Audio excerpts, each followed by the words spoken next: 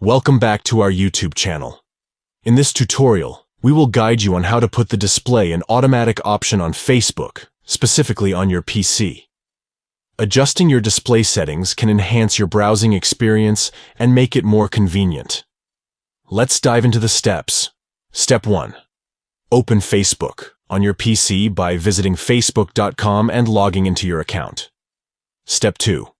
On the top right corner of the Facebook page, you will find your profile picture. Click on it to access the drop-down menu. Step 3. From the drop-down menu, select Display and Accessibility. This will take you to the Display Settings section. Step 4. In the Display Settings, locate the Dark Mode option. Underneath it, you will find the Automatic option. Click on it to enable automatic display settings. By selecting the Automatic option, Facebook will automatically adjust the display mode based on your device settings or time of day, providing you with a seamless browsing experience. We hope you found this tutorial helpful. If you have any questions or need further assistance, feel free to leave a comment below.